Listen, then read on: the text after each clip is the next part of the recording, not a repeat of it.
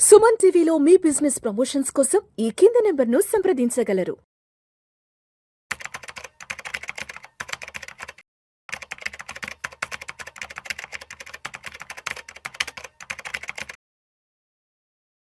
Welcome. ఈరోజు మనం ఈ వీడియోలో మైక్రోసాఫ్ట్ లే ఆఫ్ గురించి డిస్కస్ చేయబోతున్నాము. మైక్రోసాఫ్ట్ అనేది మనకి వరల్డ్ వైడ్గా చూసినట్లయితే, గ్లోబల్గా చూసినట్లయితే చాలా ఫేమస్ కంపెనీ, ఒక కార్పొరేట్ అండ్ ఐటీ కంపెనీ. ఈ ఐటీ కంపెనీలో, కార్పొరేట్ కంపెనీలో 11,000 నుంచి 22,000 వరకు లే ఆఫ్స్ ప్రకటించబోతున్నారనే ఒక పాయింట్ బయటకు వచ్చింది. ఇది వాస్తవం కాదు అని మైక్రోసాఫ్ట్ ఆఫీషియల్స్ ప్రకటించినప్పటికీ కూడా ఉద్యోగుల్లో ఒక రకమైన భయాందోళన ఉంది. ఎందుకంటే లాస్ట్ ఇయర్ చూసుకుంటే ఒక దఫాలో 9,000, మరొక దఫాలో 6,000, టోటల్గా 15,000 ఎంప్లాయీస్కి లే ఆఫ్ ప్రకటించారు, రిమూవ్ చేయడం జరిగింది. మరి ఇలాంటి సినారియాలో కార్పొరేట్ కంపెనీ మేనేజ్మెంట్ కావచ్చును, ఎంప్లాయీస్ మధ్య కావచ్చును, ఎలాంటి వేరియేషన్స్ ఉంటాయి? దీనికి గవర్నమెంట్ ఏమైనా చర్యలు తీసుకోవడానికి అవకాశం ఉందా? ఫస్ట్ థింగ్, ఎందుకు మైక్రోసాఫ్ట్ కంపెనీ వారు లేదా కార్పొరేట్ సెక్టర్స్ అన్నీ కూడా, ఈవెన్ అమెజాన్ కావచ్చు, ఇంకా అదర్ కంపెనీస్ కూడా లే ఆఫ్స్ ప్రకటిస్తున్నారు? కారణం ఏంటి అనేది ఒక్కసారి మనము ఫస్ట్ పాయింట్ చూద్దాము. అంటే ఇందులో పాజిటివ్ వేస్ ఉంటాయి, నెగటివ్స్ వేస్ ఉంటాయి, రెండు మనం ఒకసారి ఫాలో అవుదాము. ఫస్ట్ థింగ్ ఏంటి అంటే, వాళ్ళ పాయింట్ ఆఫ్ వ్యూలో మాకు అప్ స్కిల్డ్ పర్సనాలిటీస్ కావాలి, ఎంప్లాయీస్ కావాలంటున్నారు. అంటే స్కిల్ డెవలప్డ్ ఉన్న వాళ్ళు మాత్రమే, according to new skill set ఉన్నవారు మాత్రమే మాకు ఎంప్లాయీస్ కావాలనేది వారి యొక్క ప్రధానమైన ఉద్దేశం. ప్రజెంట్ ఏమైంది, ఏఐ బేస్డ్ వచ్చేసింది. ఏఐ ఇంజనీర్స్ కావాలి, అదేవిధంగా క్లౌడ్ కంప్యూటింగ్ చేసేవారు కావాలి, లేదంటే క్లౌడ్ ఆర్కిటెక్ట్స్ కావాలి. ఇలా ఇక్కడ మొత్తం స్ట్రక్చర్ మారిపోయింది. ఈ స్ట్రక్చరల్ చేంజ్ అయింది కాబట్టి దానికి అనుగుణంగా మేము లే ఆఫ్ ప్రకటించాల్సిన పరిస్థితి ఏర్పడుతుంది అనేది కార్పొరేట్ సెక్టర్ యొక్క వాదన. మరి మరొక వైపు చూస్తుంటే కామన్ మ్యాన్ సైడ్లో లేదా ఎంప్లాయీ సైడ్లో చూస్తుంటే ఏం కనబడుతుంది అంటే, ఇక్కడ ప్రధానంగా స్కిల్స్ లేవు అనే దానికంటే కాస్ట్ కటింగ్ అనేది చాలా కీలకంగా చూస్తున్నారు. కాస్ట్ కటింగ్ చేసేసుకొని వారి యొక్క ప్రాఫిట్ పెంచుకోవడం అంట, ప్రాఫిట్ మోటో. బేసిక్గా కార్పొరేట్ అంటేనే ప్రాఫిట్ అని గుర్తుంచుకోవాలి. మనం ఎన్ని చెప్పుకున్నా లాభాల కోసమే కార్పొరేట్ సంస్థలు పనిచేస్తూ ఉంటాయి. అందులో భాగం కాస్ట్ కటింగ్ చేసుకోవడము. వారు వాడే అందమైన పదాలు ఉంటాయి. స్ట్రక్చరల్ రీఫార్మ్స్ అంటుంటారు, స్ట్రక్చరల్ ఎగ్జిట్ పాలసీ అంటుంటారు, స్ట్రాటజిక్ పాలసీస్ అని పదాలు వాడతారు. ఆ పదాలు వాడినప్పుడు ఆ పదాలకు అనుగుణంగా లే ఆఫ్ జరుగుతూ ఉంటాయి అన్నమాట. వారు చూపించేది మరొక పాయింట్ ఏంటి అంటే, కంపెనీ ఫేవర్గా, అంటే ఓల్డ్ ఏజ్డ్ ఎంప్లాయీస్ ఉన్నారు, వీరి స్కిల్స్ అప్గ్రేడ్ కావడం లేదు అనేది మరొక పాయింట్. కాబట్టి ఈ విధంగా పాజిటివ్స్ ఉన్నాయి, నెగటివ్స్ ఉన్నాయి, వాట్ ఎవర్ ఏదైనా కూడా చివరికి బలయ్యేది ఎవరు అంటే ఎంప్లాయీ. మరి ఎంప్లాయీ ఏం చేయాలి, ఎంప్లాయీస్ ఏం చేయాలి, అసలు ఎంప్లాయీ మైండ్ సెట్స్ ఎలా ఉంటాయి, అసలు what is the basic mindset of employee అంటే, ఫస్ట్ సాలరీ మైండ్ సెట్ ఉంటుంది. Salary or employee mindset అని పిలుస్తుంటాము. నెలకు ఎంతో కొంత జీతం వస్తే సరిపోతుందని ఒక మైండ్ సెట్ ఉండేవారు ఉంటారు. అది ఫస్ట్ కేటగిరీ. మెజారిటీ మనకు వరల్డ్ వైడ్గా చూసినా, భారతదేశం చూసినా మోర్ దాన్ 90% మనకు సాలరీడ్ మైండ్ సెట్ ఉంటుంది. అదేవిధంగా కొంతమంది ఏంటి అంటే ఎంటర్ప్రీనియర్ మైండ్ సెట్ ఉంటుంది. ఎంటర్ప్రీనియర్ మైండ్ సెట్ అంటే ఏంటంటే, కొత్త వాటిని క్రియేట్ చేసుకోవడము, వాటికి అనుగుణంగా డెవలప్మెంట్ చేసుకోవడం ఉంటుంది. అంటే క్రియేటివిటీ నేచర్ ఎక్కువ ఉంటుంది, ఇన్నోవేటివ్ మెథడ్స్ ఉంటాయి. వారు ఏదో ఒక యాప్ను డిజైన్ చేసుకోవడమో లేదా సాఫ్ట్వేర్ డిజైన్ చేయడమో అలాంటి మైండ్ సెట్ ఉంటుంది. వారు ఓన్గా క్రియేట్ చేసుకుంటూ వెళ్తారు. మూడవది బిజినెస్ మైండ్ సెట్.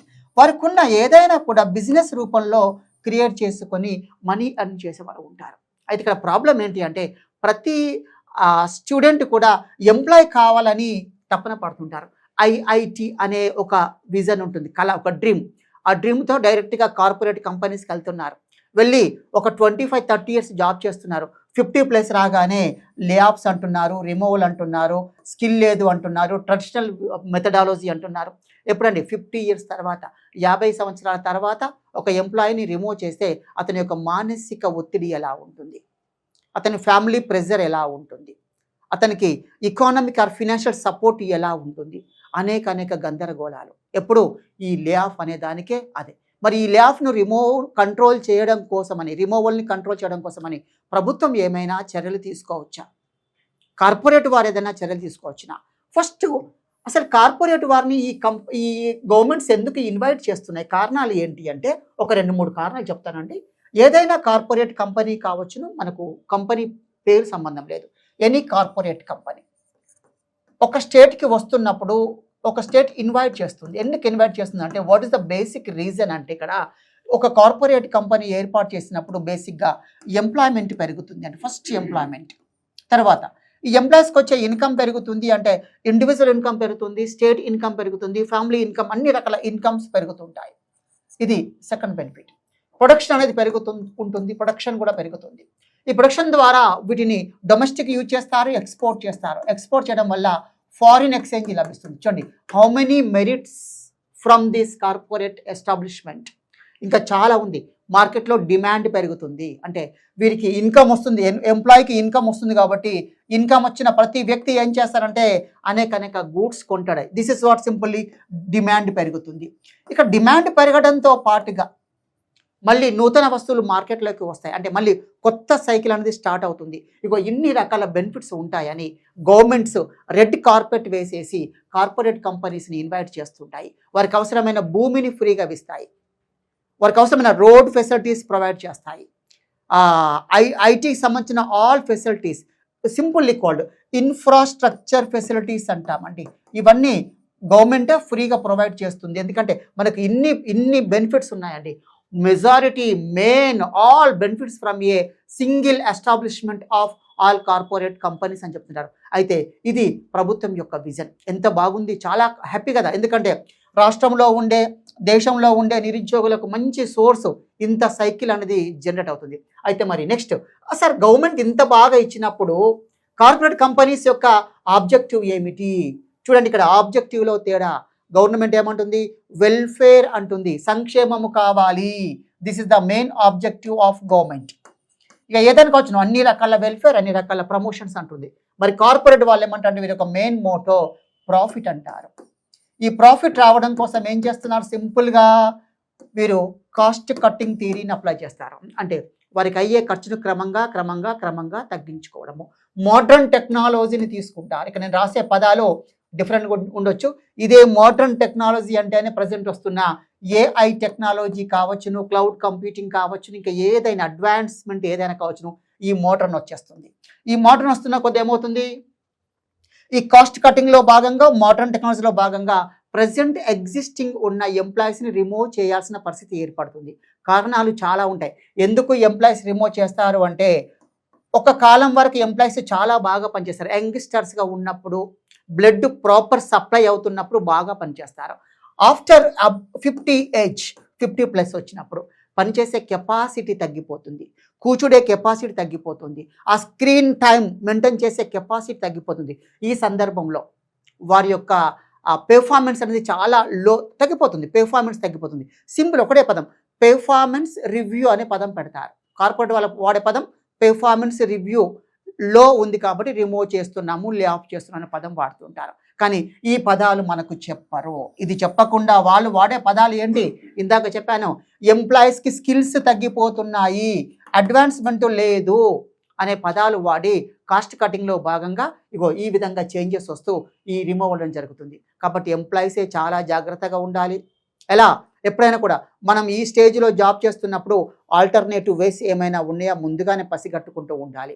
ఒకవేళ ఒక జాబ్లోంచి మనం లే ఆఫ్ అయినా ఇమీడియట్గా దానికి అనుగుణంగా వేరే జాబ్ అయినా లేదా వేరే సెల్ఫ్ ఎంప్లాయ్మెంట్ క్రియేట్ చేసుకునే మెథడాలజీ అయినా మనం అనుసరించాలి. ఈ రోజుల్లో ఐటీ బేస్డ్గా అనేక సెల్ఫ్ ఎంప్లాయ్మెంట్ స్కీమ్స్ వచ్చాయి. అనేక సెల్ఫ్ ఎంప్లాయ్మెంట్ ఫర్ ఎగ్జాంపుల్ కొన్ని చెప్తాను, అంటే చాలా ఈజీ వేలో ఉన్నవి. ఇప్పుడు ఇన్స్టా ఇన్ఫ్లుయెన్సర్ అవుతున్నారు, అంటే డిజిటల్ బేస్డ్ ఇన్ఫ్లుయెన్సర్స్ చాలామంది అవుతున్నారు.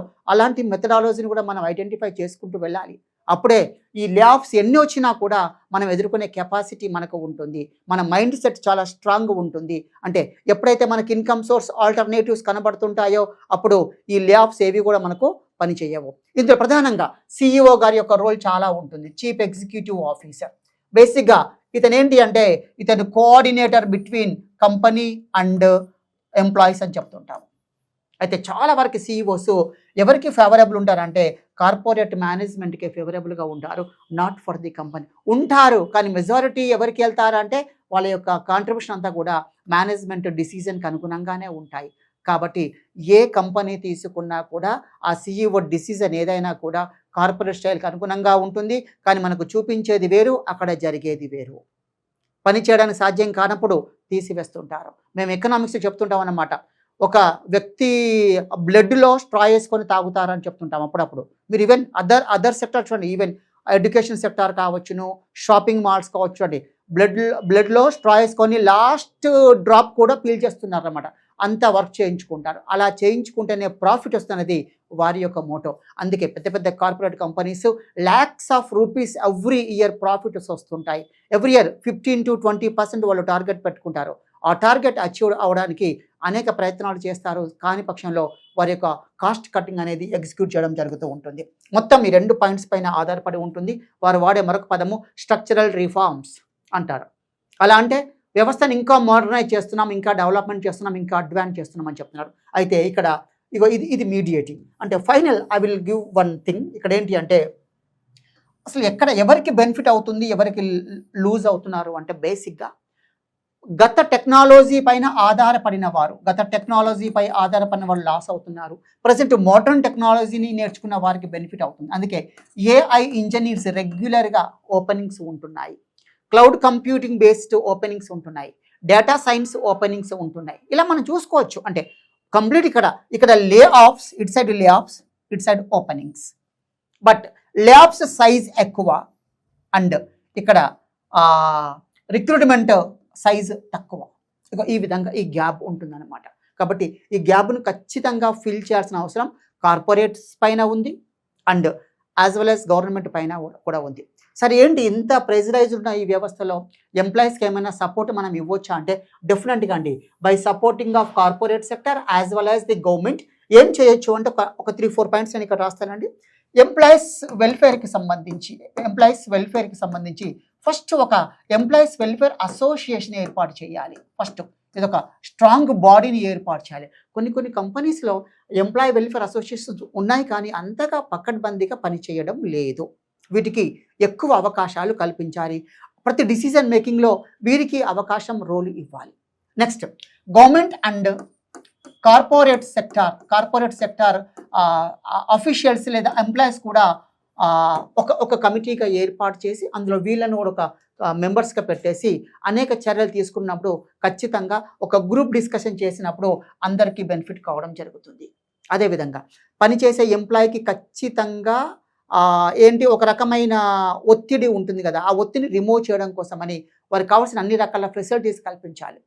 ఎలా ఉండాలి? కొన్ని ఫెసిలిటీస్ అంటే లైఫ్ టైం బెనిఫిట్స్ ఉండాలి. ఫర్ ఎగ్జాంపుల్ హెల్త్ ఇన్సూరెన్స్ ఉందనుకోండి, హెల్త్ ఇన్సూరెన్స్ కానీ లేదా టర్మ్ ఇన్సూరెన్స్ కానీ ఇవి లైఫ్ టైం ఉండే విధానంలో కార్పొరేట్ కంపెనీస్ ప్రొవైడ్ చేయాలి.